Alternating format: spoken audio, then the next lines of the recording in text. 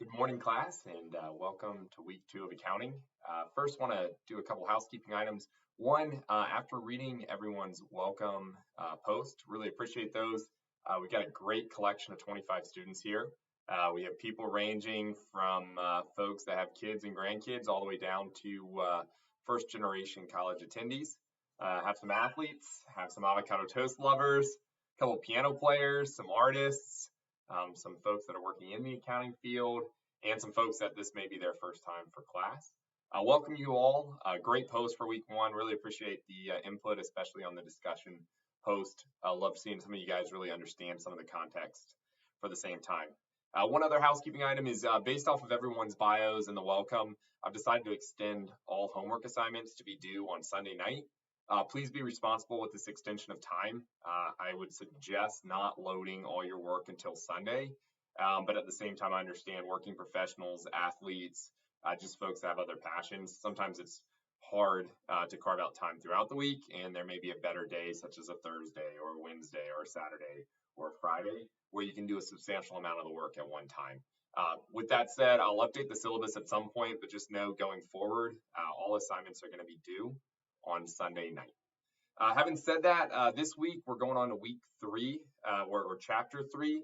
I've only assigned one chapter this week, as it'll give you time to kind of catch up on chapters 1 and 2. There's a lot of material, especially if you haven't been accustomed to accounting. A couple of items I want to pull out in chapter 1 and 2, and then go into chapter 3, are one, regarding debits and credits.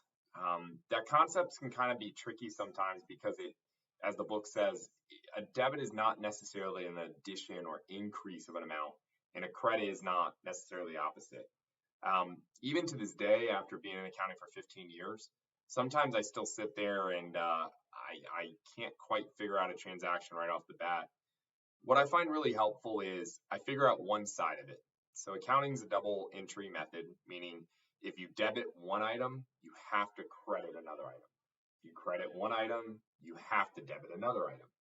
Well, I know what cash does. I know a debit to cash is going to increase the amount of cash you have in your hand. A credit to cash is going to decrease the amount of cash you have in your hand. So if the transaction has anything to do with cash, I answer that side first. I say, what is this going to do? Okay, someone just paid me for their meal. Okay, they gave me cash for the food they just ate at Torchy's. Got it. Well, that's going to debit cash. And so by default, that means that it's going to credit the other account I want to hit. In this case, that account would be a sales account on my P&L. So it's going to credit it. Anyways, just a little tip, or not even a tip, but just honestly letting you guys know 15 years later, I still sometimes have to do that exercise. But try to figure out what of the two sides do you know already? And then the other side is going to be the other credit or the debit. Moving on to chapter 3 for the accounting cycle. This is the first time where you kind of get kind of thought-based accounting, meaning the transaction or the accounting entry is not just a reaction to an external transaction. As they pointed out in chapter 1 and 2, that's basically the everyday accounting. A lot of times that work is done automatically in the background. You guys all probably go to restaurants or bars, and you see that the folks have either a handheld or they go over to their terminal and they punch in your order. A lot of times that order system, that point of sale system, is automatically creating the journal entry for the sale that goes into the accounting system in the background. So that's like an external example. The same is true when you go to Target. When you ring up the item, they scan that you just bought yourself a new tennis racket at Target. The Target cashier system is automatically creating the journal entry that's then going into the accounting books. Chapter 3 goes on to, hey, at the end of a month, at the end of the year, looking at all those transactions and saying, hey, this transaction actually needs to be adjusted a little bit because of this special situation. So chapter 3 definitely plays hand in hand with chapter 1 and 2. Again, I only assigned one chapter this week because I really want to make sure you guys have a core, fundamental, strong understanding. As always, try to apply this to something you know. If you work at a restaurant, great. If you've worked at a clothing shop, great. If you've owned your own technology business and you've had to extend contracts for technology sales, great.